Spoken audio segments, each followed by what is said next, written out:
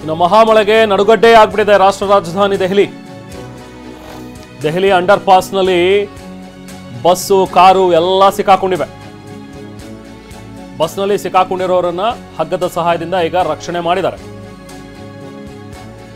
ರಾಷ್ಟ್ರ ರಾಜಧಾನಿಯಲ್ಲಿ ಸುರಿದಿರುವಂತಹ ಒಂದು ಮಳೆಗೆ ಸೃಷ್ಟಿಯಾಗಿರುವಂತಹ ಅವಾಂತರ ಇದು.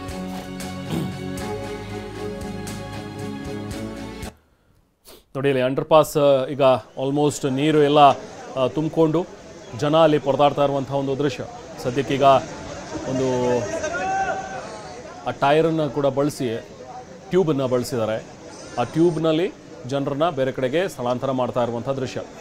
ಪಾಪ ಅಗ್ನಿಶಾಮಕ ದಳದ ಸಿಬ್ಬಂದಿ ಅದರ ಪ್ರಯತ್ನ ಪಡ್ತಾ ಇದ್ದಾರೆ.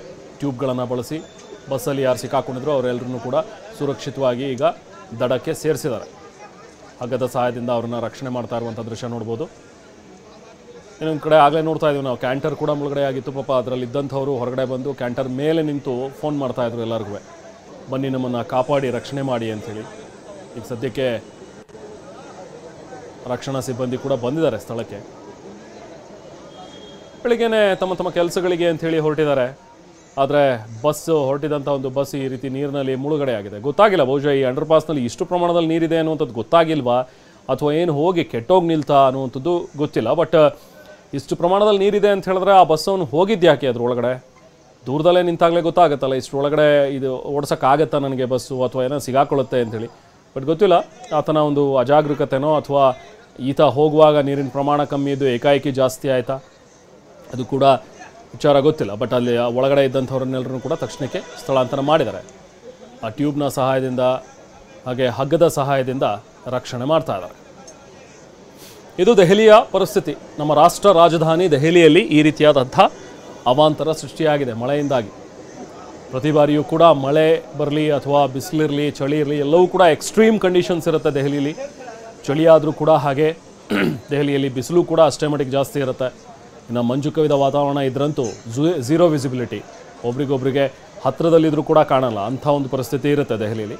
ಈಗ ಮಳೆಯ ಸಿಚುವೇಶನ್ನು, ಮಳೆ ಬಂದಾಗಲೂ ಕೂಡ ಪ್ರತಿ ಬಾರಿಯೂ ಹೆಚ್ಚು ಮಳೆ ಸುರಿದಾಗ ದೆಹಲಿಯ ಪರಿಸ್ಥಿತಿ ಹೀಗೆ ಆಗುತ್ತೆ.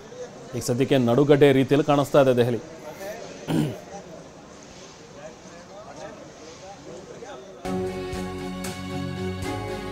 ಇನ್ನು ವರುಣಾರ್ಭಟಕ್ಕೆ ರಾಷ್ಟ್ರ ರಾಜಧಾನಿ ದೆಹಲಿ ನಲುಗಿ ಹೋಗ್ಬಿಟ್ಟಿದೆ.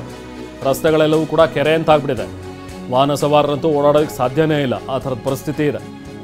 ಕೆಲವೊಂದಷ್ಟು ವಾಹನಗಳು ನಡು ರಸ್ತೆಯಲ್ಲಿ ಕೆಟ್ಟು ನಿಂತಿವೆ. ಸೈಲೆನ್ಸರ್ ಒಳಗಡೆ ನೀರು ಹೋಗಿದೆ, ಎಂಜಿನ್ನಲ್ಲಿ ನೀರು ತುಂಬ್ಕೊಬಿಡ್ತಾ ಇದೆ. ಕೆಲವೊಂದು ಜನರಿಗೆ ಎಂಜಿನ್ ಸಮಸ್ಯೆ ಆಗ್ತಾ ಇದೆ ಅಲ್ಲಿ ಕಾರಲ್ಲಿ. ಮಂಡಿ ಉದ್ದದ ನೀರಿನಲ್ಲಿ ಕಾರನ್ನು ತಳ್ಕೊಂಡು ಹೋಗ್ತಾ ಇದ್ದಾರೆ ಪಾಪ ಸವಾರರೀಗ. ತಮ್ಮ ದಿನನಿತ್ಯದ ಕೆಲಸಕ್ಕೆ ಅಂಥೇಳಿ ಹೊರಟಿರುವಂಥವ್ರಿಗೆ ನಿನ್ನೆ ಸುರಿದಿರುವಂತಹ, ರಾತ್ರಿ ಸುರಿದಿರುವಂಥ ಒಂದು ಮಳೆ ತೊಂದರೆಯನ್ನು ತಂದೊಡ್ಡಿದೆ. ನೋಡಿ, ಅದರಲ್ಲಿರುವಂಥ ಟೂ ವೀಲರು ಅರ್ಧ ಮುಳುಗಡೆ ಆಗಿದೆ, ಟೈರ್ಗಳೆಲ್ಲವೂ ಕೂಡ ಮುಳುಗಡೆ ಆಗಿದೆ. ಕಾರ್ ಕೂಡ ಅರ್ಧದಷ್ಟು ಮುಳುಗಿದೆ.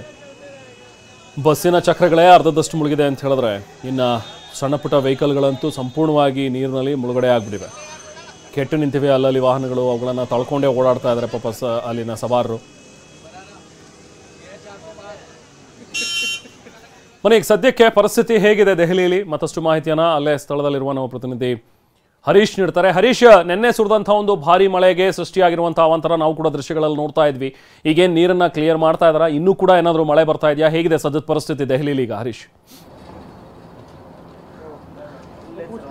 ರೆಹಮಾನ್, ಇಷ್ಟು ದಿವಸಗಳ ಕಾಲ ದೆಹಲಿಯಲ್ಲಿ ಬಿಸಿಲಿನ ತಾಪ ಹೆಚ್ಚಿತ್ತು. 50, 51, 52 ಡಿಗ್ರಿವರೆಗೂ ಕೂಡ ಬಿಸಿಲಿನ ತಾಪ ದೆಹಲಿಯ ಜನರನ್ನು ಕಂಗೆಡಿಸಿತ್ತು. ಆದರೆ ಕಳೆದ 2 ದಿವಸಗಳಿಂದ ದೆಹಲಿಯ ವಾತಾವರಣ ಬದಲಾಗಿದೆ.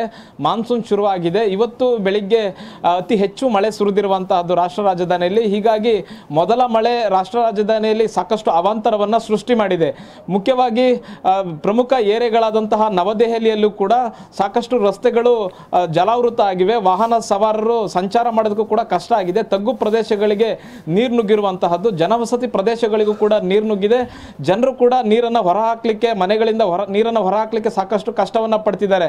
ಅದು ಅಲ್ಲದೆ ಏರ್ಪೋರ್ಟ್ನ ಮೇಲ್ಛಾವಣಿ ಕೂಡ ಕುಸಿದಿದೆ. ಇದರಿಂದ ಓರ್ವ ಕ್ಯಾಬ್ ಚಾಲಕ ಸಾವನ್ನಪ್ಪಿರುವ ಘಟನೆ ಕೂಡ ನಡೆದಿದೆ.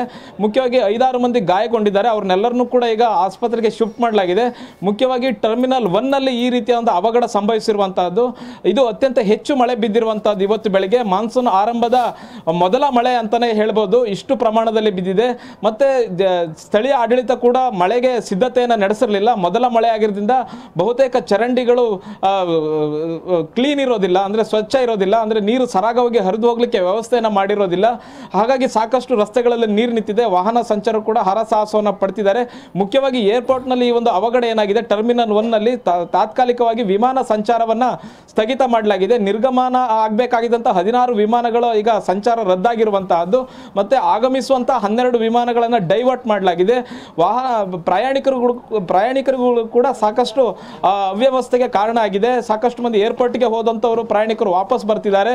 ಮತ್ತೆ ದೆಹಲಿ ಟರ್ಮಿನಲ್ 1ಗೆ ಬರಬೇಕಾದಂಥ ಏರ್ಪೋರ್ಟ್ಗಳು ಬೇರೆ ಬೇರೆ ಕಡೆ ಡೈವರ್ಟ್ ಮಾಡಿರೋದ್ರಿಂದ ಬೇರೆ ಬೇರೆ ನಗರಗಳಿಗೆ ಈಗ ಪ್ರಯಾಣಿಕರನ್ನ ತಗೊಂಡೋಗಿ ಇಳಿಸಲಾಗ್ತಿದೆ. ಅವರು ಮತ್ತೆ ದೆಹಲಿಗೆ ವಾಪಸ್ ಬರಬೇಕಾದಂತಹ ಪರಿಸ್ಥಿತಿ ಇದೆ. ಮುಂದಿನ ಆದೇಶದವರೆಗೆ ಅಂದ್ರೆ ಆ ಏರ್ಪೋರ್ಟ್ನ ಮೇಲ್ಚಾವಣಿ ಕುಸಿದಿರುವಂತಹ ಅದನ್ನ ಸರಿ ಮಾಡೋವರೆಗೂ ಕೂಡ ಇದೇ ರೀತಿಯಾದಂತಹ ವ್ಯವಸ್ಥೆ ಇರಲಿದೆ. ಒಂದು ಮಳೆಗೆ ಇಡೀ ದೆಹಲಿ ಈ ರೀತಿ ಅವ್ಯವಸ್ಥೆಯ ಪರಿಸ್ಥಿತಿ ಉಂಟಾಗಿದೆ. Okay, thank you